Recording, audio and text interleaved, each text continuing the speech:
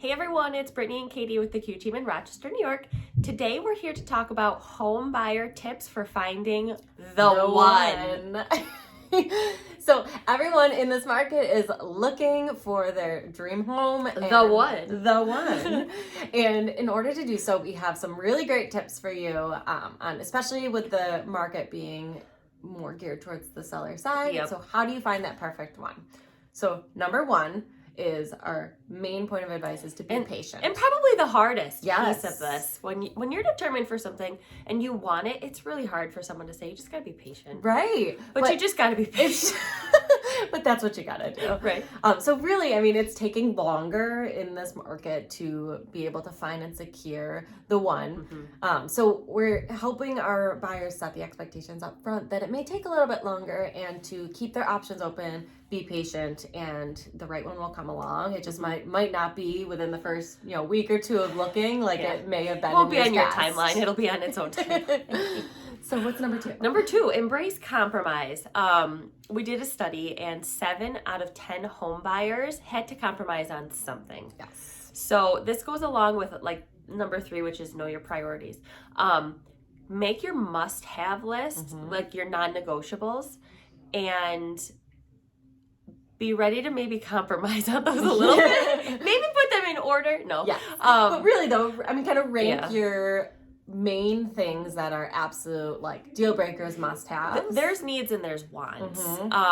Your needs, obviously, you might not be able to compromise on, but your wants, there might have to be some sort of compromise on that. And it doesn't mean that every house you're not going to meet any of your wants. It just might be the one might not have something that you originally wanted, but it has everything that you needed. Yes. And I tell my buyers when we're looking, it's like, if we can, especially in this market being tough, if we can hit, close to 75-80% of like your must-haves slash like some, obviously with those must-haves, you usually will get some of your wish list.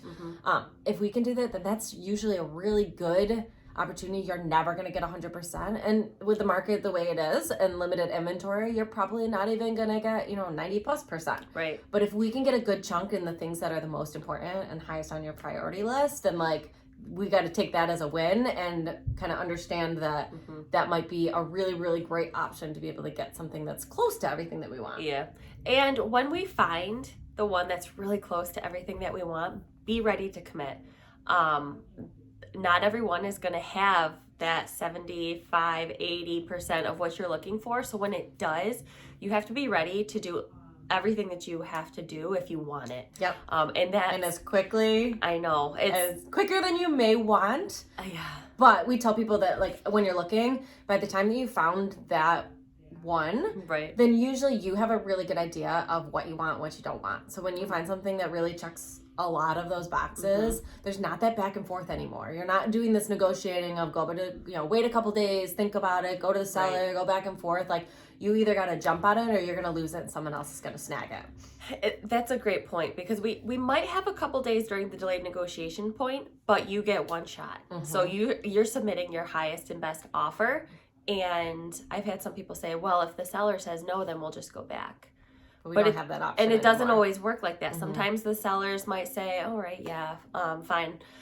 I'm willing to accept that and sorry to these other buyers. But sometimes sellers are like, I gave my word to these buyers. They came forward with their best offer and I'm honoring that. I'm honoring my word to them. Yep.